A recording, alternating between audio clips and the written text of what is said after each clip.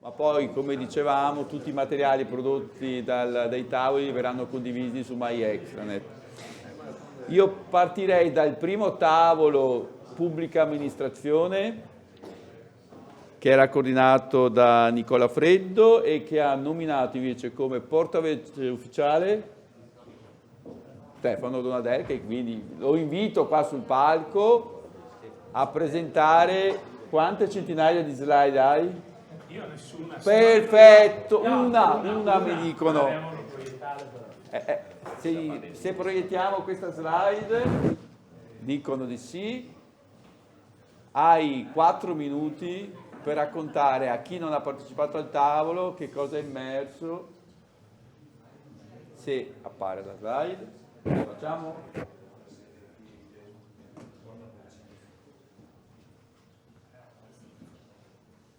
Intanto comincio. Vai, eccola qua. Allora, intanto... Volete, diamo il microfono? Va benissimo. Allora, grazie intanto. Allora, portavoce di un tavolo molto variegato che rappresenta esperienze territoriali e organizzative diverse sia per i vari tipi di enti. La prima parte degli spunti sono tutti spunti sostanzialmente alla fin fine di governance rispetto al tema del digitale, cioè al di là dell'azione in sé, importante era anche gli spunti emersi sono garantire un maggior coinvolgimento della parte politica e dirigenziale nella costruzione delle linee guida del piano triennale, cioè andare oltre l'aspetto tecnico e quindi far capire che la valenza strategica e quella decisiva sostanzialmente poi nel capire quella che è la ricaduta del digitale all'interno dell'ente, la formazione degli amministratori sul tema digitale e in fondo si ricollega alla parte precedente, cioè non declinare solamente a un aspetto tecnico quello che oggi ormai è un aspetto gestionale strategico da parte dell'ente, potenziare la rete degli RTD per l'interoperabilità, il tema di servizi associati e di supporto a prescindere dal comune è un tema che è ricorrente, è uscito ricorrente, affermare la centralità digitale per i servizi, in questo senso non il digitale è il focus, il servizio è il focus, il digitale è lo strumento senza il quale oggi non si può andare avanti bene. L'assessment diventa necessario, una fase di assessment iniziale come ha indicato anche nel progetto PICO il dottor Vianello, per avere una consapevolezza sostanzialmente del gap tra il servizio come erogato oggi e il digitale e quindi capire la necessità di come colmare tramite un coinvolgimento organizzativo globale dell'ente. Per quanto riguarda la modalità di spiegamento e implementazione, progetti di formazione e affiancamento di forma esperienziale per l'utilizzo di piattaforme regionali e non solo, la formazione verticale con un taglio pratico, quindi questo entriamo già in un campo più di azioni concrete, necessità che ci sia un accompagnamento degli operatori sull'utilizzo degli strumenti messi a disposizione da regione, quindi non solo la pubblicizzazione dello strumento in sé, ma anche là appunto una scuola di formazione dedicata per poter garantire poi un trasferimento dell'usabilità degli stessi e poi risultati più efficaci saranno più efficaci se vengono individuati degli uffici dell'ente più interessati e non solo l'ICT. Torniamo al tema iniziale della governance strategica ampia. Infine le strategie operative, formazione e incentivazione dei dirigenti, fare in modo che le progettualità siano integrate nella programmazione dell'ente. Già abbiamo detto che sicuramente lo sono come il PIAO, ma proprio vengono colte sempre più come obiettivo strategico e operativo, recupero del percorso dell'RTD aggregato e poi è l'ultimo passaggio, cioè il fatto di dire al di là dei bandi come si è accompagnati poi alla realizzazione del bando, il nuovo indirizzo di regione che è quello di dare alla fin fine una struttura che se vogliamo sulla parte standard ti permette di arrivare a un grezzo avanzato per poi declinare poi il bando secondo le esigenze territoriali che sono diverse in un territorio variegato come il Veneto, è sicuramente una forma che può essere perseguita. Spero di essere stato nei 4 minuti. Grazie.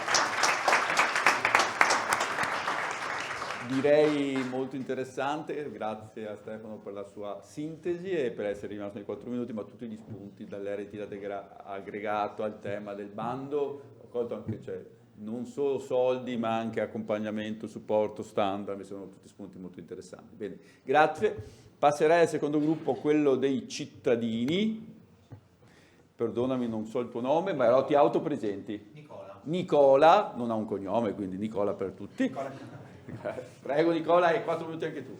Ok, allora anche noi avevamo un tavolo abbastanza eterogeneo, quindi è stato importante confrontarci. C'era di base l'esperienza degli hub e dei punti digitali, quindi anche lì alcune persone che sono stati attori su questi progetti. Allora, come migliorare l'accesso ai servizi? Qui abbiamo parlato di migliorare la comunicazione delle iniziative, del collegarsi con i cittadini tramite gli sportelli, fare squadra soprattutto con gli enti e le associazioni, usando anche spettacoli e manifestazioni, quindi qua anche le esperienze degli hub che sono stati un modo per avvicinarsi non come pubblica amministrazione ma anche proprio migliorare la comunicazione mettendola a terra in maniera più semplice. E poi quello di promuovere meccanismi di feedback con gli utenti per rilevare gap e risolverli. Abbiamo tutti dei siti istituzionali standard con dei sistemi di valutazione. Mettere in circolo questo flusso di valore può portare a dei benefici.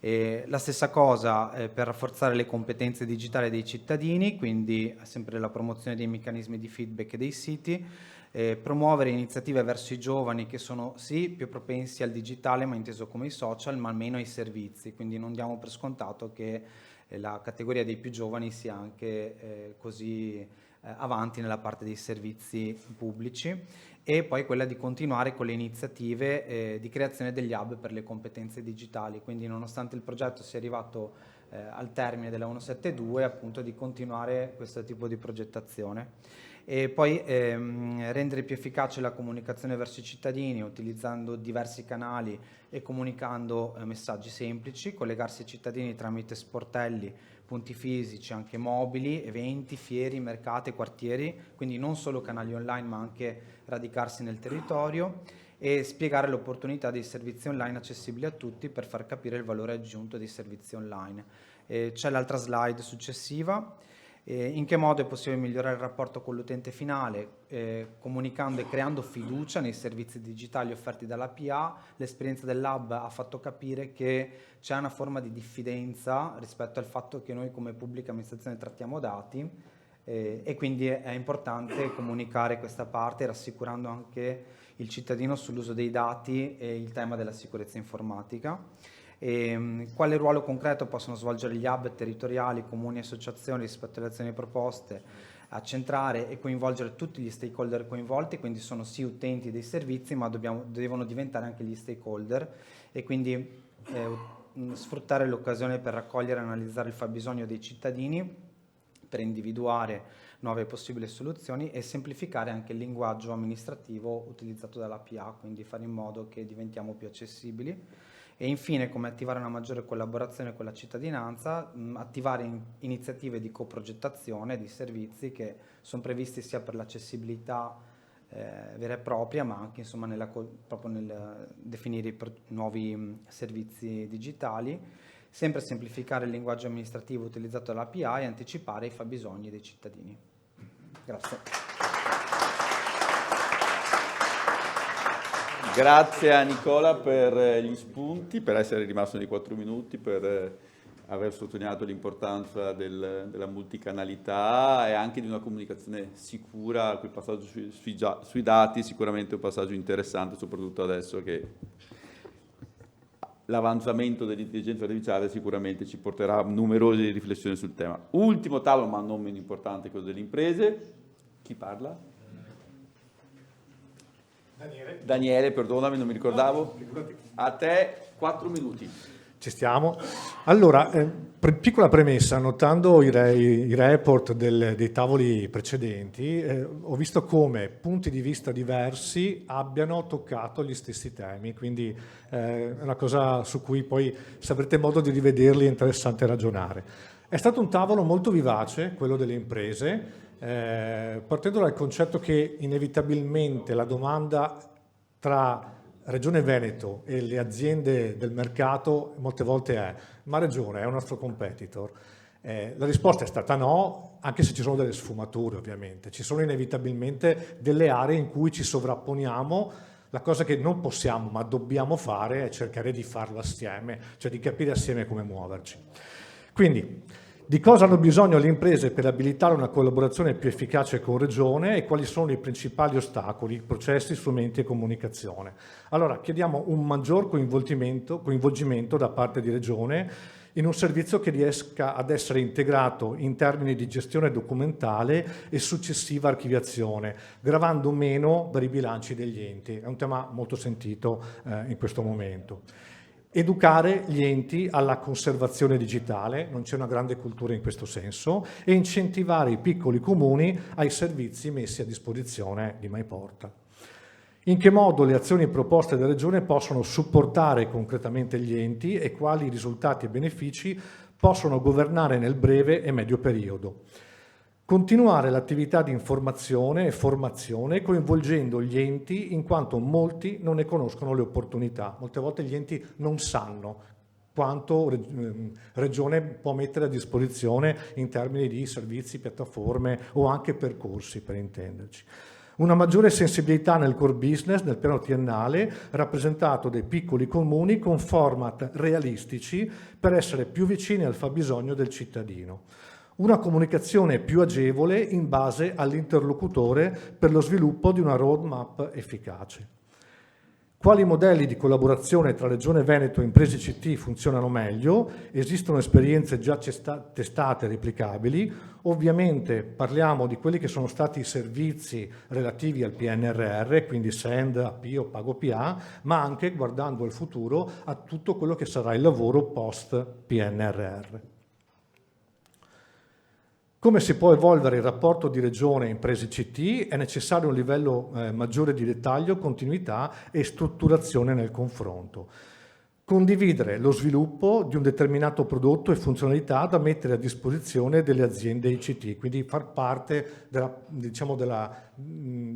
progettazione iniziale fino allo sviluppo vero e proprio. Ampliare il processo di trasformazione digitale con formazione continua, dare maggiore continuità nella condivisione delle specifiche per poter mettere le aziende nelle condizioni di operare con gli strumenti messi a disposizione da Regione. Definizione standard di interoperabilità. Cerchiamo di fare chiarezza e di lavorare con degli unici modelli. Ruolo regionale in tema di intelligenza artificiale, quindi capire anche lì se magari Regione può avere un ruolo di coordinamento, di definizione di buone pratiche, di regolamentazione di questo tema molto importante. È utile prevedere azioni più strutturate per la raccolta e gestione dei fabbisogni degli enti e come trasformare questi fabbisogni in progetti concreti e attuabili. Quindi chiediamo di porre attenzione ai piccoli comuni e alle loro esigenze, di aumentare le competenze digitali dei cittadini e ovviamente riragionare sulla formazione degli RTD. Come dicevamo, abbiamo visto le stesse cose da punti di vista diversi. Grazie. Bene, grazie anche a Daniele per essere stato veloce, ma soprattutto per gli spunti sull'importante rapporto con il mercato, con le imprese ICT, che come sapete per noi rappresentano un volano fondamentale delle nostre iniziative, perché noi non avendo una società in house necessariamente ci appoggiamo al mercato, ma lo facciamo anche molto volentieri, perché poi il mercato è anche confronto, spunti, in qualche modo anche innovazione. Quindi grazie. Io direi che siamo arrivati alla fine della giornata, ci attende un leggero aperitivo perché poi il pomeriggio dobbiamo lavorare, quindi un panino e un prosecco, però c'è anche la possibilità di fare il giro di questa bellissima sede dello Smack Center. So che una ventina di persone si sono registrate, se qualcuno si vuole aggiungere? A pagamento gli altri 5, e sto scherzando, fino a 25, quindi se siete interessati dall'1 all'1:10 parte anche il tour del Smart Competence Center, quindi io vi ringrazio ancora per la vostra partecipazione e ci ritroviamo all'aperitivo. Grazie ancora.